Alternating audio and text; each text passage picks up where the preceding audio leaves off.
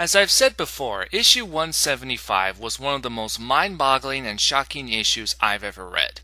But probably the hardest thing to do after making such an incredible story is trying to make the sequel even better.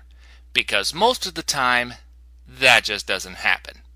But they had to continue the story somehow, and so they gave us issue 176. Did they succeed in making another epic story? Well, let's find out. This is Sonic Comic World, and here is my review of Sonic the Hedgehog issue number 176. One good thing I can say is that once again the front cover looks amazing. All it shows is Sonic holding the knothole flag as the castle burns behind him in the background. This is certainly one dark and depressing cover. I mean, just look at Sonic's face. You can just imagine the pain he's going through at the moment of losing his one true home and also his frustration towards Robotnik. This time the cover was drawn by Tracy Yardley, and like always, his work is just outstanding. Again, there is only one story in this issue, and it is titled Cracking the Empire. It starts off with Sonic and Tails arriving back at Freedom HQ. Or what's left of it, anyway. Sonic relays the bad news to Amy and Knuckles that Knothole has been burned to the ground. Why do I have the sudden urge to listen to Burn It to the Ground by Nickelback right now?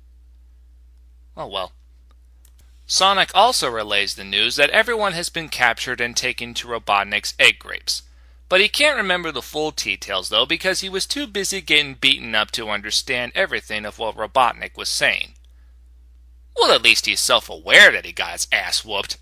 I thought, being Sonic, he would be trying to cover it up or something. It would be like, Sonic, what happened to you?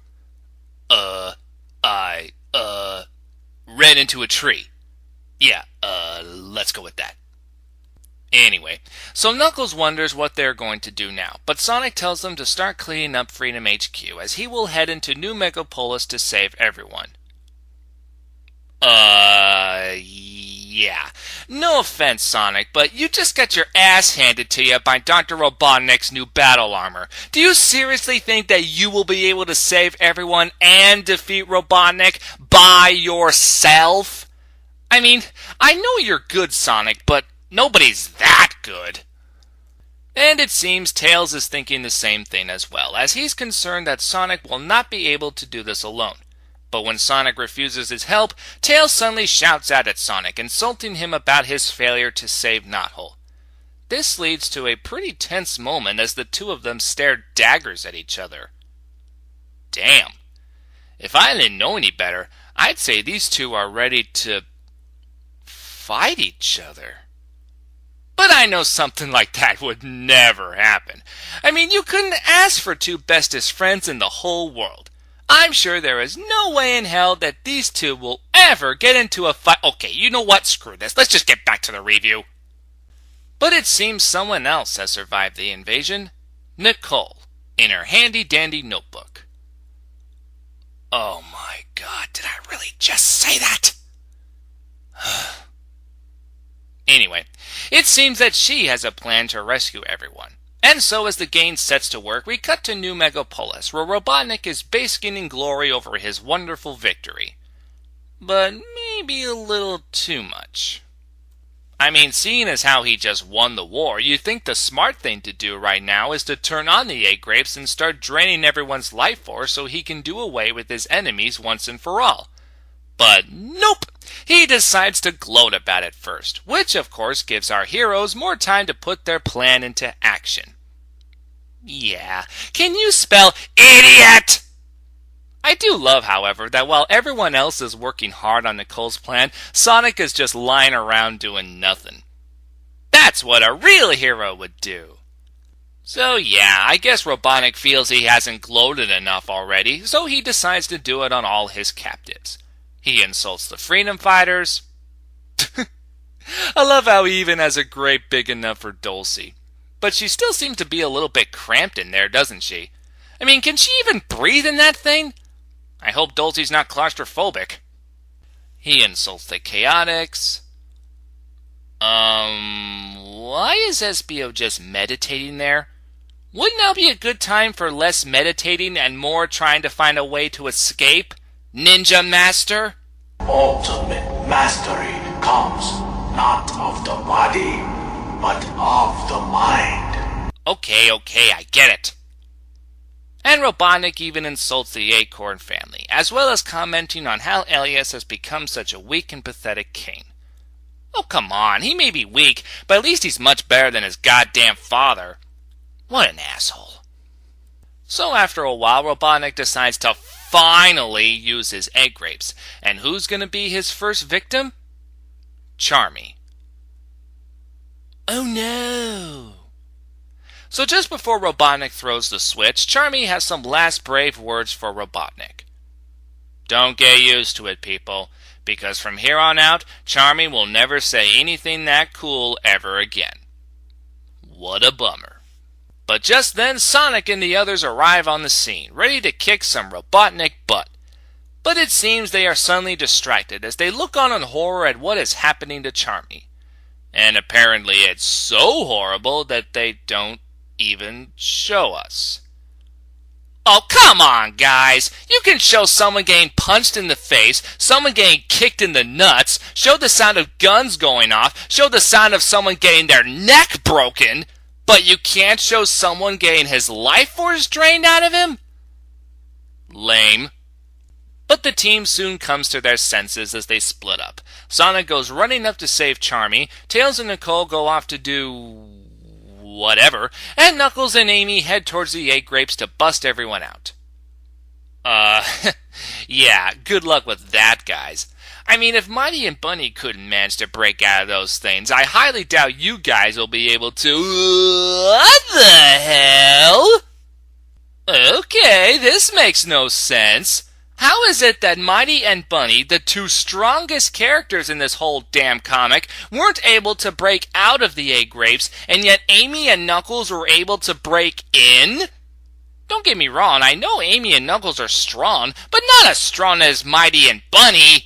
I mean, what is this? Is the inside of the grapes made out of titanium alloy, but the outside is made out of thin glass? I call that a serious design flaw there, Robotnik. I don't know, maybe the egg grapes have some sort of power that causes its victims to lose their strength when they are inside them, but I don't know, I still don't get it.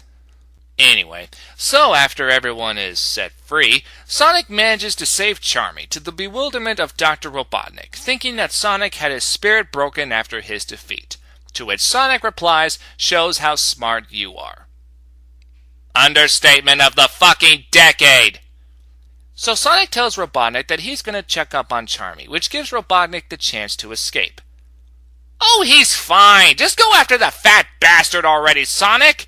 Jeez, is everyone in this comic a fucking idiot?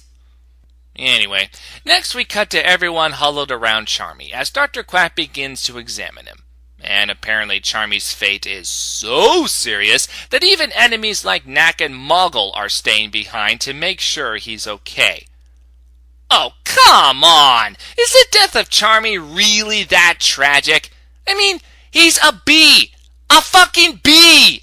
We humans kill bees all the time. Why? Because they sting us. And we don't like it when bees sting us. So we kill them before they have a chance to sting us. Who cares if Charmy dies? I don't. Screw him.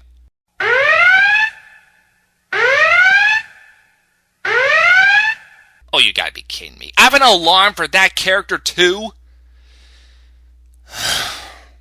Alright, let me explain. When it comes to Charmy as a character, he's pretty tolerable in the comics. He's very brave despite being so young, he is always willing to help his friends, he's actually a prince of the Golden Hive colony, and not to mention, he's one of the few characters in this comic that is actually engaged. That, I have to admit, is pretty damn cool. In the games, however, it's a completely different story. His voice is annoying, he's completely immature, his voice is annoying, he never shuts the hell up, his voice is annoying, he always acts like a whiny little brat, and, did I mention that? His voice is fucking annoying! Whether it's Sonic Heroes or Shadow the Hedgehog, just hearing his voice makes me want to put a bullet in my head. I guess that's why I like him a lot better in the comics too, because we don't have to hear his irritating voice all the time. But I think I've said enough, so let's continue on with the review. So after Dr. Quack confirms that Charmy is okay, damn it, the crowd of Mobians begins their escape. So Tails and Nicole finish whatever the hell they were doing, as Nicole says she will finish preparations back home. Back home? What could that mean, I wonder? So Sally's a little concerned about the large group and feels they should split up, but Sonic tells her they already have a plan, and that is sticking together. Oh yeah, I can't see that backfiring at all. So as the group escapes, Sonic and Tails have a little moment where it looks like they are going to apologize to each other for what happened between them earlier when, guess who shows up? Did I mention before that robot armor looks really badass? So Robotnik starts blasting everyone inside once again. The citizens try to escape, but Robotnik is using a larger spread on his teleporter beam this time, and pretty soon almost everyone has been captured again. So it seems all that's left are Sonic, Sally, and a few stragglers. Sally is wondering if Sonic would be able to spin dash through the wall so they can escape, to which Sonic replies, probably, but he's not going to. This leads to a pretty funny expression on Sally's face. This is why I love Tracy Yardley's drawing styles. He does such a good job on the facial expressions that you don't even need to look at what the character is saying. All you need to do is look at the expression on the character's face and you can immediately tell what the character is thinking or feeling at the moment. And right now, I believe Sally is thinking that Sonic has lost his frickin' mind. Oh, and look at that. I was right. That's how good Tracy Yardley is, folks. That good. So because Sonic does nothing at all, Sally gets vaporized too. Which I have to admit leads to a pretty awkward expression on Sonic's face. Ugh. I don't know why, but that face is just really creepy. I mean, is that really the look someone should have when they see someone they really care about getting vaporized right in front of them? Okay, granted, Sonic planned all of this to happen, but I don't know. I think Sonic almost went dark side on us for a second there. Use your aggressive feelings, boy. Let the hate flow through you. So once again, it's just Sonic left standing, but Robotnik actually gives a chance for Sonic to fight back. Always the generous type, I guess. But Sonic is not going to give Robotnik the pleasure, which causes Robotnik to vaporize Sonic as well.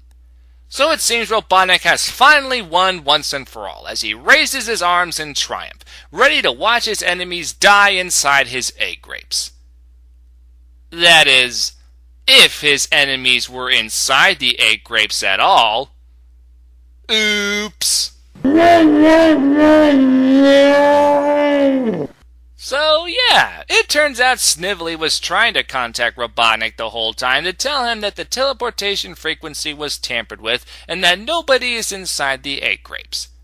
This, once again, leads to a very funny moment. That is priceless.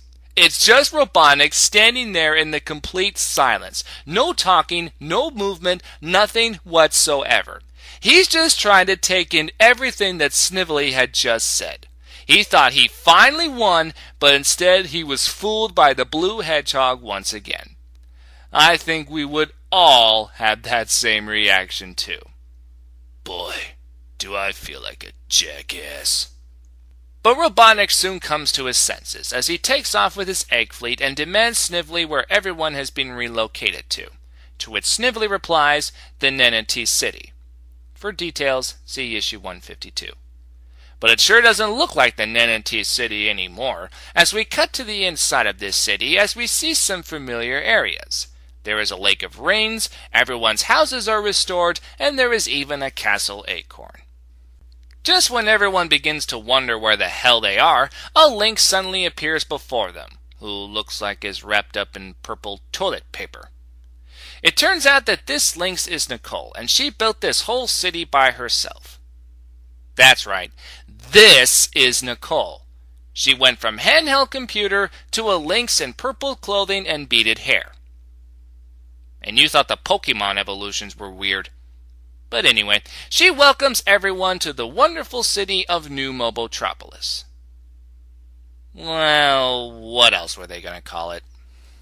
So Sally is overjoyed because she didn't think Nicole was able to maintain her physical form. To see her first appearance as a lynx, check out issue 151. But Nicole says she's now able to because she built enough holographic matrices to help maintain her appearance. Huh?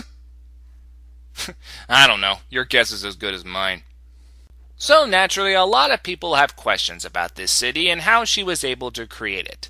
But the questions will have to wait for later, as Nicole senses that Robotnik is on the approach, and he is determined to finish what he started. Yeah, he hasn't finished being a complete idiot yet, so why not give him one more chance? Ugh. And there you have Sonic the Hedgehog issue 176. Is it better than the last issue? No. Probably the biggest disappointment for me was how short-lived Robotnik's victory was. I mean, this guy did the horrible and the unthinkable of destroying Knothole and beating Sonic, and yet this unbelievable victory of his only lasted for one issue? What a ripoff! At first I was a little angry at Ian Flynn at why he would give Robotnik such a short victory, when it wasn't until later I found out that it wasn't Ian's fault to begin with. According to the Archie Sonic Wikipedia website, when Ian came to Sega with this story idea, Sega approved of it, but only if Robotnik would be defeated in the next 2 issues. Now, I'm not one to argue with Sega, but what the hell, guys? You gave Enerjack more than a 1-issue victory, you gave the Suppression Squad more than a 1-issue victory, and you gave the Iron Dominion more than a 1-issue victory, but you didn't give it to Robotnik? Why? Okay, granted, Robotnik is sort of getting his more than 1-issue victory right now, but still, what a buzzkill. But am I saying that this issue is bad? Heck no, far from it. It still is a very entertaining issue. It continued the story fairly well. There were a lot of moments that were shocking, serious, and funny, and Tracy Yardley's drawings are once again simply brilliant. Being that this is also the first time we see New Mobotropolis, this issue plays a very important part in the story as well. For New Mobotropolis would become the Mobians' new home for many issues to come. Overall, I give this issue an 8 out of 10. Aside from Robotnik's very short victory, it still is an interesting and entertaining read. But how will this shocking story end in the final issue of this epic trilogy? Would it end this arc on a powerful note, or would it go the way like Shrek the Third and suck monkey balls?